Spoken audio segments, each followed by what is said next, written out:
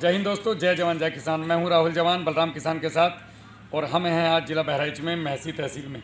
एक और खुशखबरी आपको देनी थी। फ्लोरिडा में मियामी में एक यूनिवर्सिटी है यूएसए की। वो रिसर्च करती है पूरी दुनिया के उन लोगों के ऊपर जो लोगों की मदद करते हैं अलग अलग रूपों में। और हमारे ऊपर हमें पता भी नहीं था, पिछले 5 साल से रिसर्च कर रही है वो बलराम किसान और किसान पाठशाला के ऊपर और बी किसान के ऊपर। फाइनली उनका एक इनविटेशन आया है बलराम भाई के लिए। वो बलराम भाई को डॉक्टर की उपाधि प्रदान करेंगे जयपुर में 18 तारीख को। ये बहुत खुशखबरी, मतलब एक ज़बरदस्त वाली, एक खुशी देने वाली खबर है हम लोगों के लिए। हमने कभी सोचा भी नहीं था, लेकिन हमें पता नहीं था कि अमेरिका की कोई एक पूरी एजेंसी हमारे ऊपर काम कर रही है कि ये लोग कर क्या रहे हैं, इनका मतलब मकसद क्या है। तो हमारा मकसद वही है, सर्विस बिफोर सेल्फ, जो भारतीय सेना का होता है। अपना बाद में, आपका पहले। मेरी नींद पहले, मेरा किसान सोया कि नहीं सोया उसके बाद मैं सोऊंगा। किसान ने खाना खाया कि नहीं खाया उससे पहले मैं खाऊंगा। किसान हंस रहा है कि नहीं, अगर किसान हंस रहा है तो मुझे हंसने का हक है, किसान रो रहा है तो मुझे हंसने का हक नहीं है। तो हम उस लेवल पे पहुंच गए और कब कहाँ पहुंचे पता नहीं। आप सभी लोगों का हार्दिक धन्यवाद। अभी मैं इंट्रोडक्शन कराता हूँ, उसके बाद फिर आगे बढ़ते हैं। जी, ये मुझे दे दो। नमस्ते भैया। नमस्ते, राम राम भैया। मेरा नाम संजीव कुमार मिश्रा है और मैं पिछले साल से केले की खेती हमने शुरुआत की है। जी, हम कहाँ पे हैं? हम इसमें आप गाँव? जो है ग्राम सभा रेहुआ मंसूर, तहसील महसी, जिला बहराइच, उत्तर प्रदेश में। जी, आज आपके द्वारा जो जानकारी प्रदान की जाएगी जी, वो शायद हम इन किसानों के लिए और केला किसानों के लिए एक कुछ ऐसी चीज़ें बताएंगे हम आपको जो कभी नहीं सुनी होंगी आप लोगों ने। जी, बैठिए। अब मुझे नाम बताते जाइए। मेरा नाम दिवाकर वाजपेयी है, मैं महसी बहराइच से हूँ। मेरा नाम फणीश कुमार मिश्रा है, जी, रेहुआ मंसूर, जी, महसी बहराइच। बैठिए बैठिए बैठ के बताइए। मेरा नाम ओम प्रकाश वाजपेयी जी, मेरा नाम राम बैठिए बैठिए बैठ के कुमार शुक्ला, ग्राम रेहुआ मंसूर, डिस्ट्रिक्ट बहराइच, यूपी। बस नाम बता दीजिए। मेरा नाम दीप नारायण मिश्रा, रेहुआ मंसूर। कि इसलिए है कि कल को भाग जाओगे तो पकड़ लेंगे नाम से। मेरा नाम अमन मिश्रा है, रेहुआ मंसूर, डिस्ट्रिक्ट बहराइच। जी, बैठिए। भैया राम राम।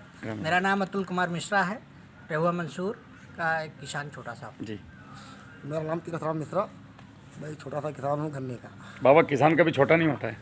राम राम। मेरा नाम जलाल मिश्रा है, मैं रेहुआ मंसूर महसी बहराइच रहने वाला। जी, हाँ भाई हीरो। मेरा नाम प्रभुनाथ मिश्रा है, मैं रेहुआ मंसूर में रहता हूँ। कौन सी क्लास में पढ़ रहे हो? 10th। गुड, राम राम। मेरा नाम आकाश मिश्रा और मैं किसान का बेटा हूँ। बहुत बढ़िया, शाबाश। ये लाइन होनी चाहिए। भैया राम राम। हमारा नाम गौतम तिवारी है, हम भैया रेहुआ मंसूर के रहने वाले हैं। राम राम भैया, सूर्य नारायण तिवारी मेरा नाम है, रामपुर से रेहुआ मंसूर का रहने वाला हूँ। ब्राह्मणों का आशीर्वाद है हमको इसका। रेहुआ मंसूर डिस्ट्रिक्ट बहराइच, रेहुआ मंसूर का रहने वाला हूँ। नाम है नीरज मिश्रा, जनपद है। जी, विकास मिश्रा, रेहुआ मंसूर, जनपद बहराइच का किसान। नाम सेहत मिश्रा, ग्राम सभा रेहुआ मंसूर, जिला बहराइच। जी। दिवाकर तो हमारा बहुत पुराना आदमी है। दिवाकर, चलो मैं आपको अपना एक छोटा सा परिचय दे देता हूँ। मेरा नाम राहुल जवान है, मैं जिला बिजनौर आपके पश्चिम उत्तर प्रदेश का एक जिला है, उसके गांव चौकपुरी का रहने वाला हूँ। हल्दौर ब्लॉक है मेरा, तहसील भी बिजनौर पड़ती है। आप जब बहराइच से बिजनौर जाएंगे तो बिजनौर के 6 किलोमीटर पहले, 7 किलोमीटर पहले मेरा गांव पड़ता है। गोलबाग तिराहा है, उसके पास में मेरा गांव है 2 किलोमीटर। रहता मैं चौधरीपुरम कॉलोनी में हूँ, बिजनौर में। और छोटा सा परिवार है। मेरी शुरुआत ऐसे हुई थी कि जब हम सेना में थे 2013 में, तो बहुत सारी खबरें किसानों की आत्महत्या की आई। हम भी आम जवानों की तरह पढ़ते थे और छोड़ देते थे। कर क्या सकते हैं, आप कुछ नहीं कर सकते ना। यहाँ से अगर आपको पता चले कि 10 सैनिक शहीद हो गए, थोड़ा अफसोस करोगे और चुप बैठ जाओगे मन में। तो हमने एक फ़ोटो देखा जिसमें एक औरत फांसी खाई हुई थी बच्चों के साथ, 2 बच्चों के साथ। बेटियां थी वो 2, एक 12 साल की थी और एक करीब 8-9 साल की। असल में वो घटना इतनी मार्मिक है कि मैं जब भी उस घटना का जिक्र करता हूँ तो मेरा गला भर जाता है। नहीं तो हम लोग इतने मजबूत होते हैं कि हमारे सामने आप आदमी काट दो, ऊफ नहीं करेंगे, हम खाना खा लेंगे वहाँ बैठ के, हमें कोई फ़र्क नहीं पड़ता उससे। आदमी मूली गाजर के बराबर होता है फौजियों के लिए। मरना है सबने जाना, लेकिन बच्चों की नहीं देखी जाती। हम हमेशा ये सोचते हैं कि वो उसकी माता ने जो फांसी खाई इन बच्चों के साथ, माँ को तो पता था मैं क्यों मर रही हूँ, बच्चों को तो पता ही नहीं था गले में क्यों डाल रही थी, इसके बाद क्या होने वाला है। तो वो उन्होंने कर्ज से परेशान होकर के आत्महत्या की। ये महाराष्ट्र साइड का कहीं का था वो फ़ोटो अखबार में। अब ताऊजी उस फोटो ने हिला दिया, मतलब अंदर से दिमाग, पहली बार जीवन में आंसू आए, मन परेशान हो गया। गए थे खाना खाने, वापस आ गए, गला भर गया और बैठ के सोचने लगे यार मतलब देश कहाँ है और हम कहाँ हैं। हम तो सोचते मैच में खाना खाया, तनख्वाह आ गई, मैं मज़े ले रहे हैं। पहली बार पिताजी से पूछे खेती कैसे करते हो, खेती का ख्या भी नहीं आता था। काम सब किए हैं, बरसीन काटा है, उपले पाते हैं मम्मी के साथ, बहन नहीं थी, सिलाई भी किया है, गोबर भी लिपाई, वो पानी डाल के लिपाई करते हैं जैसे, पूरा सब पता है। औरत नहीं कर सकती वो काम, मैं कर लूँगा घर के। तो पहली बार पिताजी से पूछा आके क्या स्थिति है, पिताजी ने बता दिया भैया सोसाइटी के इतने रुपए उधार हैं कृषि कार्ड के इतने रुपए उधार हैं, खेती में क्या हो रहा है, बोले कुछ नहीं, उतना लगाते उतना निकल रहा है। तो बढ़ते गए, इसी क्रम में आगे मन बहुत परेशान रहा। हमारे अधिकारी बोले कि ठीक है कुछ बड़ा करना, फिलहाल जो कर रहे हो इसको अच्छे से करो, सेना की नौकरी को, और साथ में कुछ प्लानिंग करते रहो आगे जाने। तो मन में उस दिन संकल्प सा आ गया था, अचानक से होता ना कभी कभी आप ठान लेते हैं कोई चीज़, कि किसानों के लिए मुझे इतना बड़ा काम करना है जो आज तक पूरे विश्व में किसी ने ना किया हो। चाहे कोई मेरे साथ आए या मेरे साथ ना आए, मैं अकेला ही चलूँगा, अकेला ही कर दूँगा। और मज़े की बात है, मुझे सहारों की बहुत कम ज़रूरत पड़ती है, मैं सच बता रहा हूँ। आप मुझे रोक नहीं सकते, अगर मुझे पैदल जाना है ना, आप जितने बहाने लगा लो, मैं वहाँ पहुँच के रहूँगा। मेरी आदत में शामिल है ये चीज़। तो वहाँ से शुरुआत हुई साहब हमारे जीवन की, और हमने पहली बार खेती में इंटरेस्ट लगाना शुरू किया, खेती को सीखा। उसके बाद जगह जगह पूरे भारत में भ्रमण किए, छुट्टियों में भी, छुट्टियाँ आने 1 महीने में 15 दिन निकल जाना खेतों में, अपने ज़िले के नहीं, बाहर कहाँ कहाँ गया होऊंगा आप लोग सोच भी नहीं सकते। बिहाड़ों में जा कर के हमने सीखा लोगों से, जो इनको भाषा तक नहीं आती हिंदी, वहाँ तक जाके कि ये लोग खेती कैसे कर रहे हैं। हम और आप तो स्वर्ग में रहते हैं, और तो मिट्टी में पत्थर ज़्यादा है और मिट्टी कम है, वहाँ पे लोग गैंती से खोद करके और मग्गे से पानी दे करके वो कपास पाल रहे हैं। वहाँ गए, वहाँ देखा यार सिस्टम क्या है भारत का, तो लगा कि गड़बड़ियाँ बहुत हैं। फिर हम अकेले थे उस समय तक सोच में। आगे चल के हमारी मुलाकात किसान पाठशाला से हुई। किसान पाठशाला के बलराम किसान हैं, ये भी उस समय उभरते हुए चेहरे थे, उनकी सोच भी हमारी सोच से मिली। अब आप लोगों की सोच मिलती तो आप लोग यहाँ बैठे हैं। सोच मिली, आगे बढ़ी, बढ़ते गए, और हमारे साथ आज 3600 लोग हैं जो पूरे भारत में इस तरीके से हम गांव-गांव जाके सिखा रहे हैं। और किसान पाठशाला करके ये संस्था 2004 में शुरू हुई थी।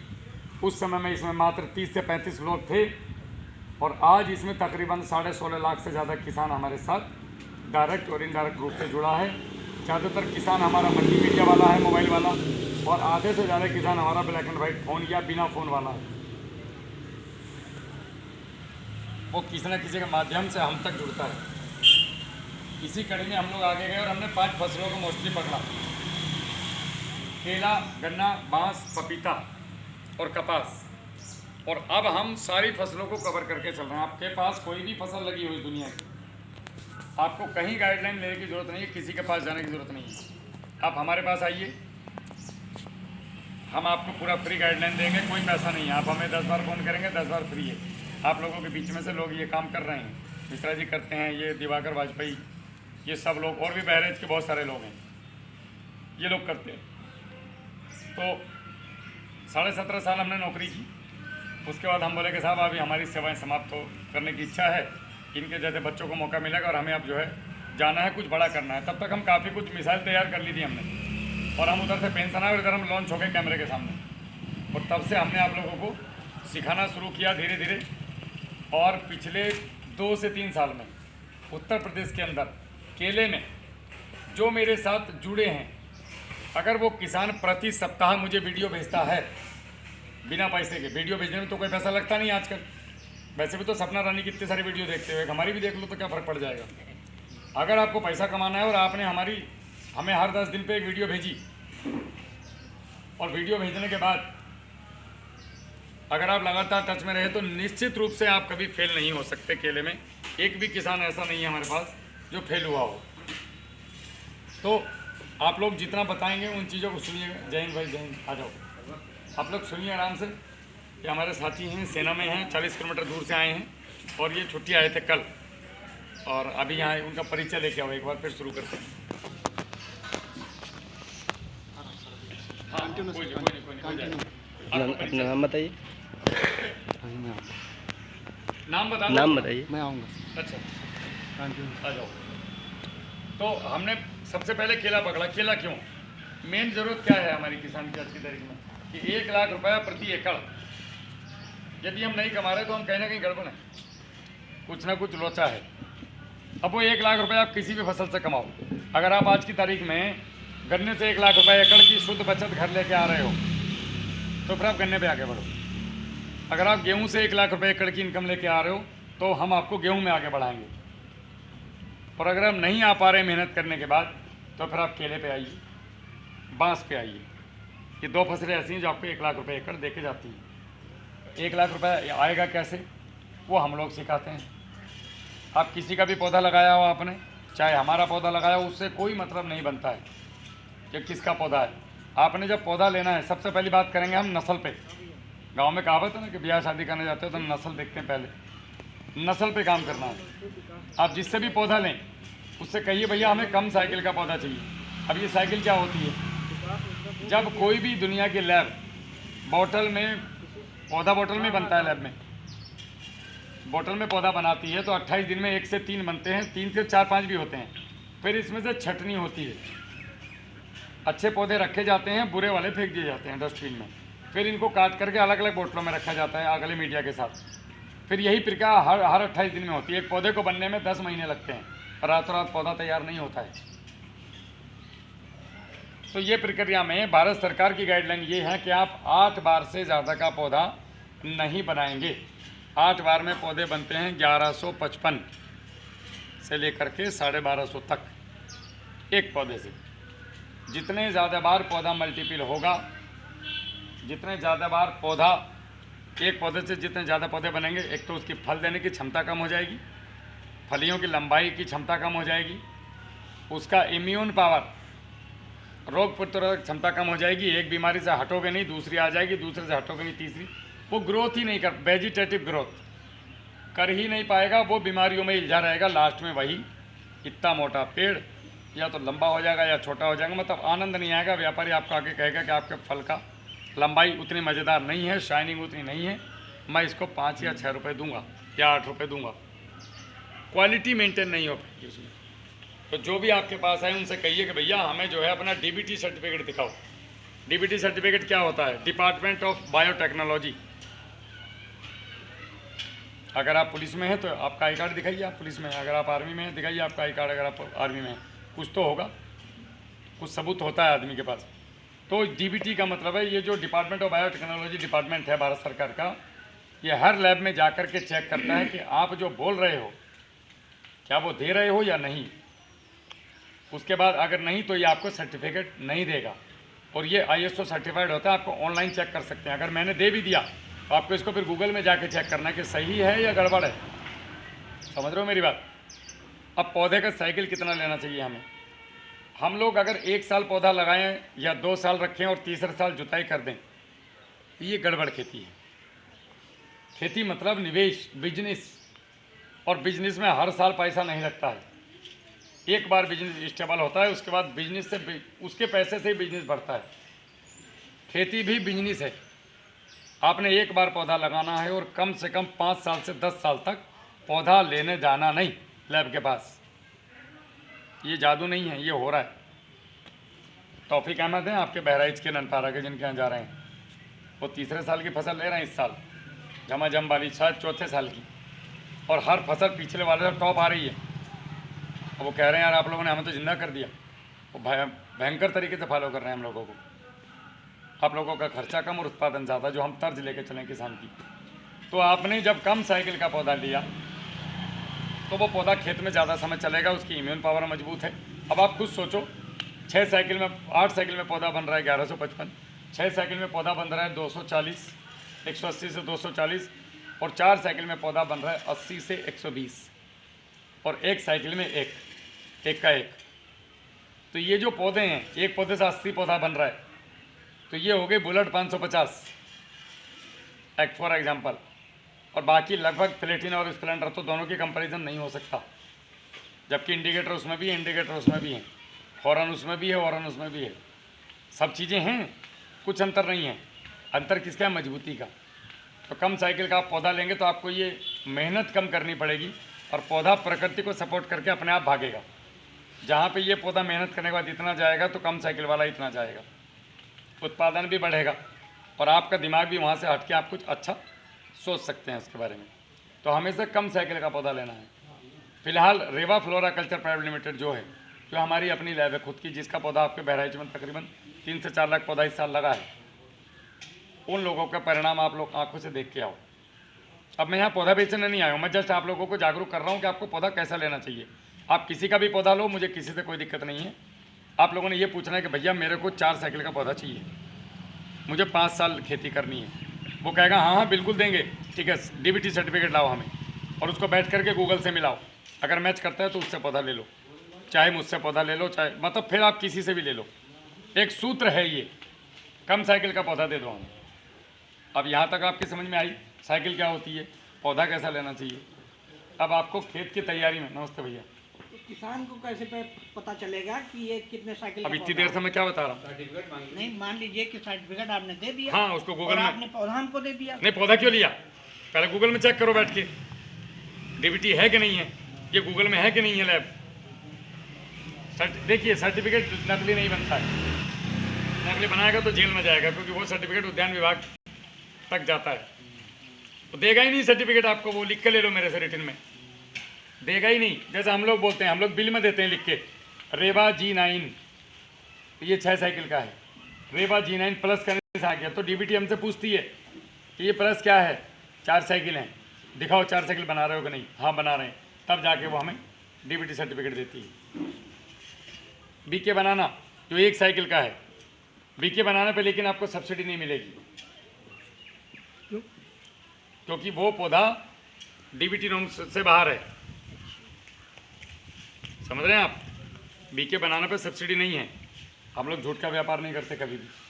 आपने ले लिया बाद में कहो राहुल भैया हमारा जो रेवा G 4 साइकिल वाला और 6 साइकिल वाला है उस पर आपको सब्सिडी है, एक वाले पे नहीं है, अभी तक नहीं है, इस साल कोशिश में लगे, अगर हो जाए तो पास करवाना पड़ता है उसको, उसके लिए वो, लेकिन वो एक बार लगा के अनेक साल के लिए 1 साइकिल वाला। या आपको जीवन में कभी केला ही नहीं लगाना, जब तक जिएंगे तब तक ये पीढ़ी इसी खेत में केला काटेगी, तो वो इतना मजबूत है कि वो कम से कम 50 फसलें आपको दे सकता है। 4 साइकिल वाला 10 फसलें दे सकता है, 6 साइकिल वाला 4 फसलें दे सकता है, और 8 साइकिल वाला 1 या 2 ही देगा। इसलिए तीसरी पीढ़ी के लिए कंपनियां बोलती नहीं। एक और बात होती है पीढ़ी कम रखने में, आप इसका बच्चा कभी भी छोड़ सकते हैं। अगर आपने 8 साइकिल या उससे ऊपर का पौधा लिया तो फिर आप कभी भी पेड़ी नहीं छोड़ सकते। आप छोड़ोगे तब जब आपकी कटिंग हो जाएगी, यही होता है। और कटिंग होते होते अक्टूबर आ जाता है भाई साहब, किसी ज़्यादातर किसानों का। अब अक्टूबर में पेड़ी छोड़ोगे तो अगले साल फिर नवंबर में आएगी, तो तुम तो बर्बाद। अब किसान केला जो देता है कि भैया केला यूपी के लिए है ही नहीं। सबसे बड़ी गड़बड़ है कि आप जुलाई में छोड़ दो ना पौधा, जितना कम साइकिल का पौधा होगा उसकी ताकत ज़्यादा रहेगी, वो इसको भी पाल सकता है। जैसे सपोज करो, अब मैं आपको बताऊं कि आपने एक दुकान खोली और आप घर के मजबूत हैं, मैं आपका सवाल का जवाब दूँगा। आप घर के मजबूत हैं, अब आपके बच्चे ने बोला कि डैडी मुझे स्कूल में एडमिशन कराना है। अब आपने अगर घर के मजबूत नहीं है तो दुकान के पैसे में से ही बच्चे की फीस जमा कर दी। अब दुकान डोलमोल जाएगी क्योंकि उतना सामान नहीं खरीद कर ला पाओगे, बिजनेस प्रभावित होगा कि नहीं। अगर आप घर के मजबूत हैं, आपके पास स्टोरेज है, तो आप बच्चों को बोलोगे ठीक है बैंक से बेटा चेक पकड़ो, अपनी फीस जमा करके, और दुकान को डिस्टर्ब नहीं करोगे। यहाँ पे केले का पौधा है, आप फल है उसका बिजनेस दुकान, और पेड़ी है उसका बच्चा। अगर आपने पेड़ी पहले छोड़ दी फल आने के समय, या फल आने से 1 महीना पहले समय पे, ताकि अगले साल समय पे काट सकें, तो इसका स्टोरेज इतना ज़्यादा है इस पौधे का कि ये आपके फल को प्रभावित नहीं करेगा, बिजनेस को। ये भी चलता रहेगा, ये भी चलता रहेगा, उसके अंदर ताकत उतनी है झेलने की। और जो 8 साइकिल से ऊपर का पौधा है या 8 साइकिल का है, उसमें उतनी पावर कम होती है। इसलिए आपको बोला जाता है कि फल काटने के बाद वो दुकान में से ही दे रहा है, नहीं तो अगर ऐसा हुआ तो आपके फल, या तो फल कमज़ोर हो जाएगा या पेड़ी कमज़ोर हो जाएगी। फेलियर का सबसे बड़ा कारण मैंने आपको निचोड़ बताया अभी।